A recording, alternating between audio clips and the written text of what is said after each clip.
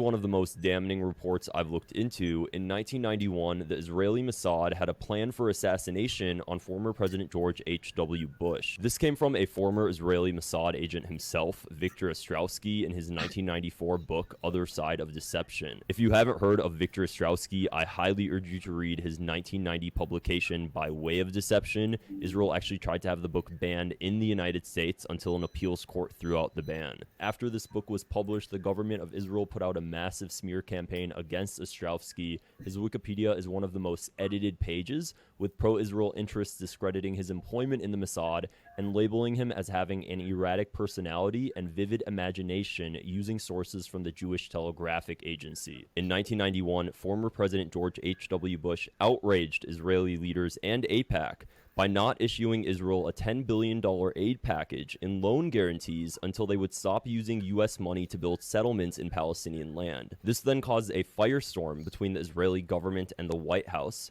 Former Israeli Prime Minister Yitzhak Shamir called it a major explosion, and an Israeli cabinet member even accused the U.S. president as being an anti-Semite and a liar. President Bush then threatens AIPAC by stating he would veto any legislation that is passed by Congress. I'm up against some powerful political forces. We've got one lonely little guy down here doing it. The reason he was so set on not giving the funds is because there was a Middle East peace conference in Madrid of that year, and he knew the prospects of billions of dollars of U.S. aid funding to illegal Israeli settlements would certainly alienate the Arab delegates. Follow me for part 2. This gets absolutely crazy. By 1991, former Israeli Mossad agent Victor Ostrowski fled to Canada, and he told Canadian officials that secret intelligence he had been receiving suggested strongly that the Mossad's hatred of former President George H.W. Bush and support for Vice President Dan Quayle may lead to an assassination attempt on the president's life. This excerpt is coming from a 1992 article written by Paul Finley, former Republican congressman of Illinois.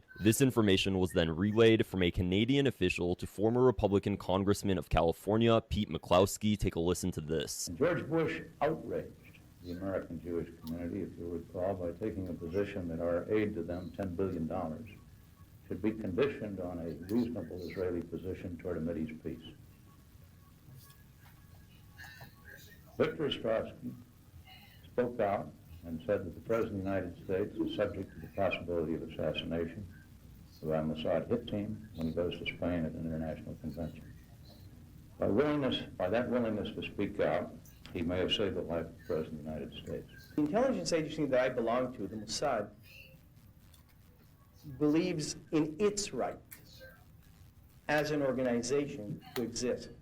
And it will do everything in its power to maintain power. Not only that, Ostrowski told McCloskey that the Mossad wants to do everything possible to preserve a state of war between Israel and its neighbors, assassinating President Bush if necessary. A public relations campaign is already underway in both Israel and the United States to prepare for public acceptance of Dan Quayle as president. Follow me for part 3. It was not until his 1994 book where Ostrowski goes into this more detail, stating a certain right-wing clique in the Mossad regarded the situation as a life or death crisis and decided to take matters into their own hands to solve the problem once and for all. They believed that then Israeli Prime Minister Yitzhak Shamir would have ordered what they were about to do if he hadn't been gagged by politics. This right-wing faction within the Israeli Mossad crafted a plan to assassinate former President Bush on October 30th, 1991 at the Madrid Royal Palace Hotel while he would be out of his element, and then blame it on 3 Palestinians. He goes into even more detail.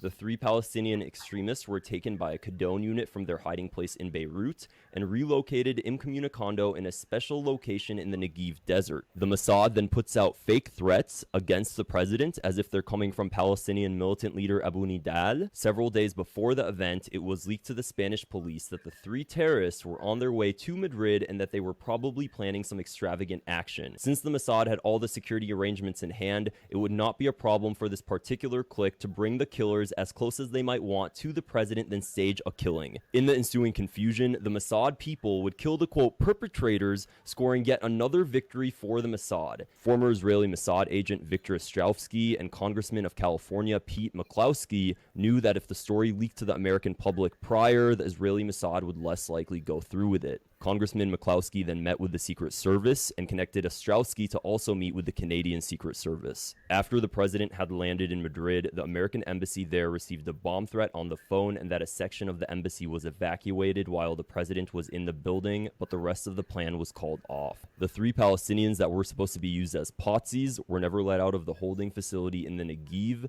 Later, they were transferred to the Ness Ziona research facility where they were terminated. After this 1991 assassination plot, there was a second assassination plot against former President Bush in April of 1993 on his visit to Kuwait.